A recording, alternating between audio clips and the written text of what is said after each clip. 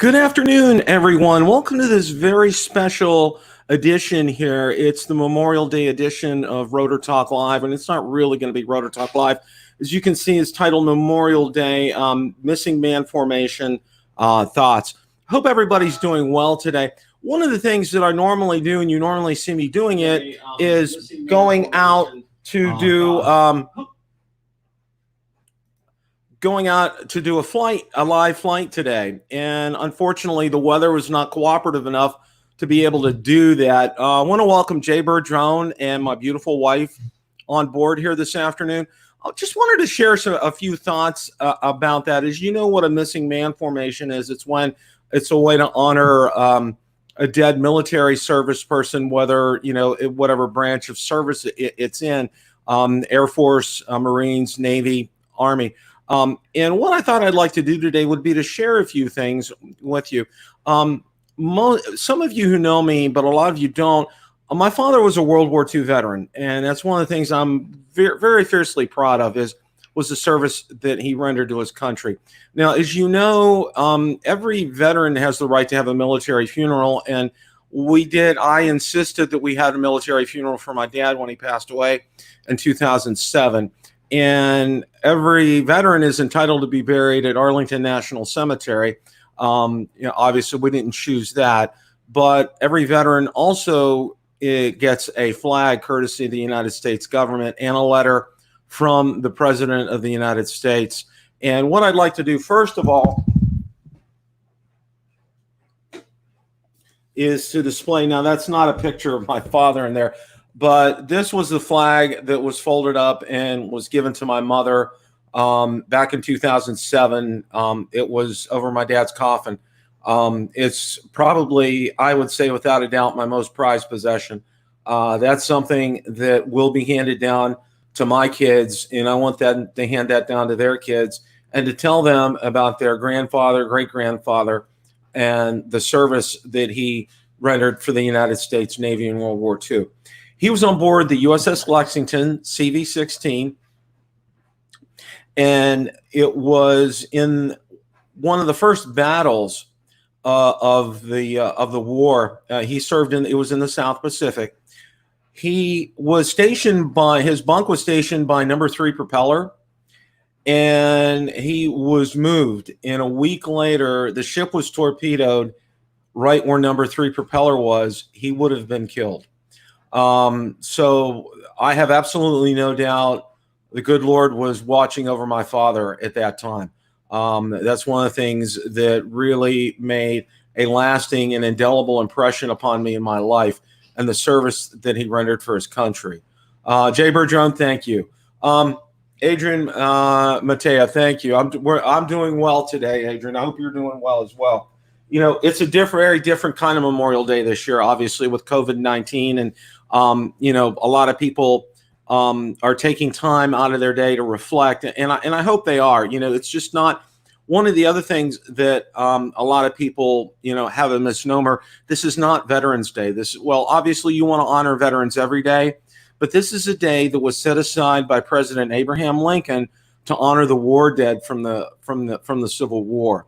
And there's more history on that. What I thought I'd like to do would be to go over, first thing I'd like to share what the folds of the flag, there are 13 folds of the flag. And I thought I'd like to go ahead and share that. So if you give me a second here, I'm going to bring that up on screen.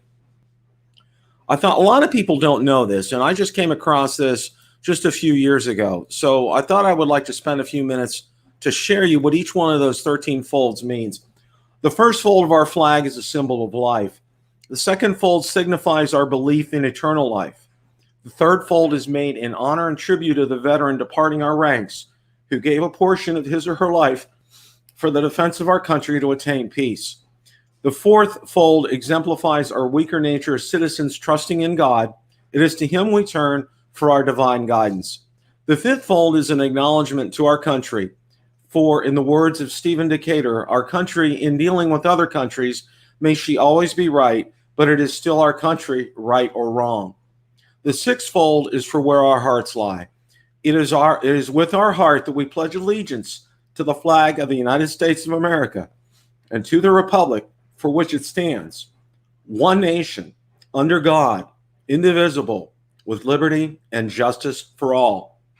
The sevenfold is a tribute to our armed forces, for it is through the armed forces that we protect our country and our flag against all enemies. The eightfold is a tribute to the one who entered into the valley of the shadow of death, that we might see the light of day, and to honor our mother, for whom it flies on Mother's Day. The ninefold is an honor to womanhood, for it has been through their faith, love, loyalty, and devotion that the character of the men and women who have made this country great have been molded. The tenfold is a tribute to the Father, for he too has given his sons and daughters for the defense of our country since he or she was first born. The elevenfold, in the eyes of Hebrew citizens, represents the lower portion of the seal of King David, and King Solomon glorifies in their eyes the God of Abraham, Isaac, and Jacob. The twelvefold, in the eyes of a Christian citizen, represent an emblem of eternity and glorifies in their eyes God the Father, Son, and Holy Ghost. The last fold, when the flag is completely folded, the stars are uppermost, reminding us of our national motto, "In God We Trust." I'll drop a link to that in the description. I hope you found that meaningful is going through that. I did not know that until a few years ago. That was very easy. That was very meaningful. And again, I'll drop a link so you guys can go ahead and share this. Also, too, this is a first. We are simulcasting not only to Build a Drone Reviewer, but we are also simulcasting to Build a Drone Reviewer Limited Edition on this special broadcast today. One of the other things that I would like to share with you is my father served as chief elder of their church before he passed away. And one of the things that he did was dedicate a plaque to gentlemen who gave their lives in service to their country in World War II specifically. So I'd like to go ahead, and I'm going to go ahead and bring up, get that up on the screen here.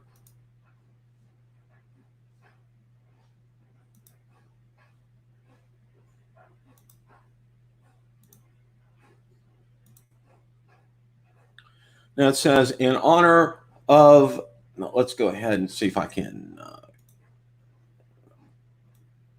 get this in a little closer here. Okay, I'm going to go ahead and read the names on the plaque. Now, what's real interesting here, just to let you know, my dad was good friends with all of these gentlemen here on this list. It was not a very large church. Jay Bergeron, thank you very much. Appreciate the super chat, my friend. I'm going to read these names. William Chantos, Joseph Gallius, Ernest Katona, Daniel Contra, John Matta Jr., Joseph Taranka Jr.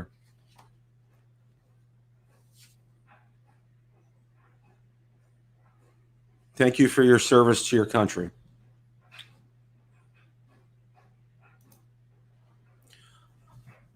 You know, that was one of the things that always struck me was my dad could not speak of them without having a tear in his eye. He was great friends with all of them. Their church was fairly small. It wasn't very large. And everybody knew everybody there. My mother knew these gentlemen as well. And it's very somber to think of that. And to think, you know, of how close-knit the community was in World War II when these young men and women went off to war. And, you know, some of them didn't come back. And these are the ones that didn't come back. And my dad had lifelong friendships with them until they went to war, and unfortunately, they gave the last full measure in terms of service to their country. One of the other things I'd like to touch on before I kind of wrap things up today is my dad served as a volunteer to the Veterans of America, and every Friday he had over 1,000 volunteer hours. And every Friday, he would go to the Veterans Hospital and serve veterans coffee and donuts. Well, it was on a Friday in late April of 2007. He was picked up early by one of his friends from church who was a veteran and who was doing the same thing. And we think now that as we look upon it, my dad we thought he had passed out, but I think he probably had a stroke, and then he hit his head against the driveway, which was concrete. He suffered a subdural hematoma from that, and then in November of that year, he passed away. So, in essence, I would say he did die in service to his country, which, it makes me proud because he was doing something he loved to do. He loved to go visit with veterans. He loved to go talk to them. He didn't do this out of an obligation. He did this out of his own free will, and he absolutely loved being able to share some time with them, to give them some coffee and donuts and sit down and talk with them. It was very, very meaningful. Alan, thank you for joining this afternoon. One of the other things I wanted to go ahead and show you too is we had ordered a grave marker back in 2007 from the United States Navy. Every veteran is entitled to a marker free of charge. But unfortunately, there is such a backlog because unfortunately World War II veterans are dying. I've heard stats of, over 100 a day are passing away right now because most of them are in their 90s right now. And I'd like to, it was on one of our visits when Valor and I came up, and we go over to the cemetery every time we visit Pittsburgh. And then I'm going to go ahead and put this next slide up on the screen here. Hang on a second.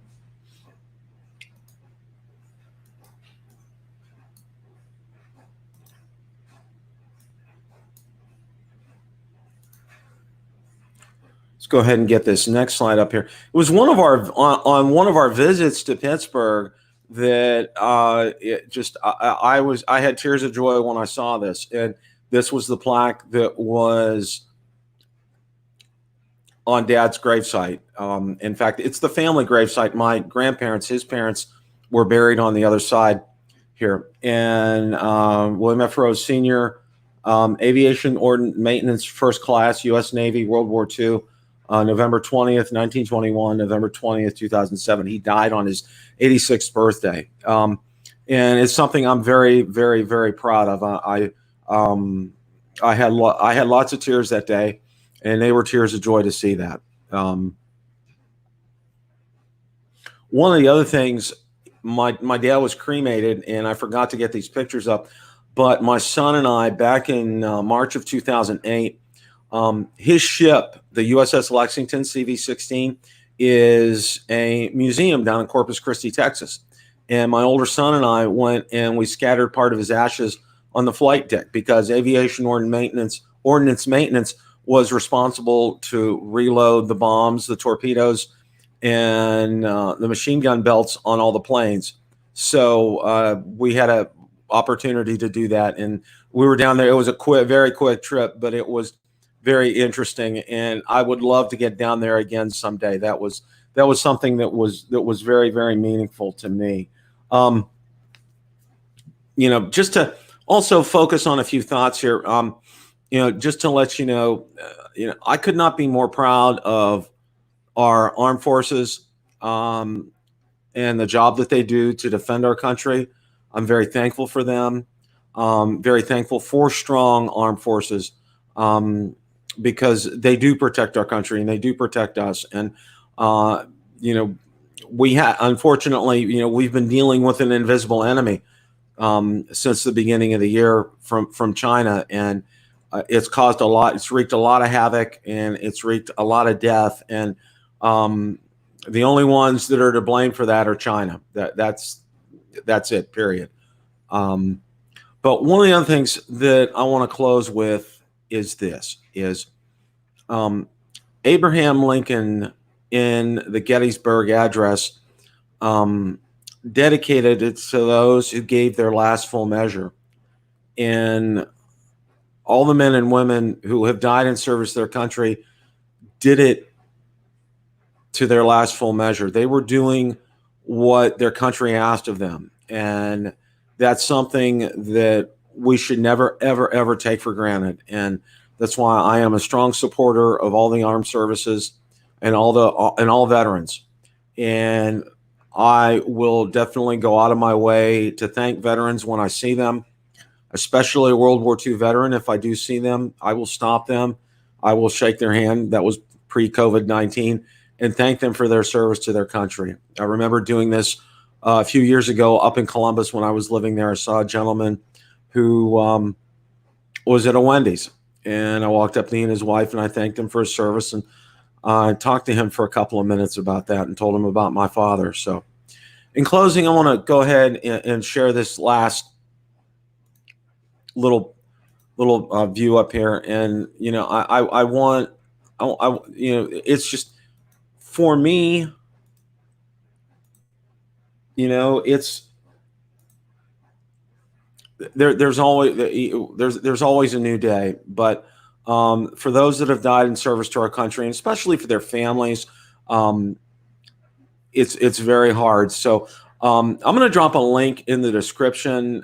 You may have seen on the thumbnail, there's an organization that gives to help support families of those that have lost loved ones in service, to help them out with scholarships and so forth. And I'll drop a link in the description. I'm not making any claims to that organization, but I think what they do is a good thing. So again, I want to thank everybody for tuning in today. I hope you've had a good Memorial Day.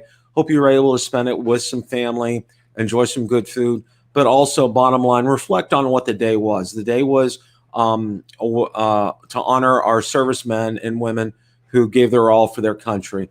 Thank you all so much. And also look forward. I have another live stream coming up at 7 p.m. tonight. We're going to be talking about the FIMI X8 SE 2020. And then we have Rotor Talk Live on Monday or on Tuesday at 8 o'clock with a very special guest. And if you watch the show at 7 o'clock, I will tell you who that guest is. But again, thank everybody for watching today. And I hope everybody has had a safe and blessed Memorial Day. Take care till later.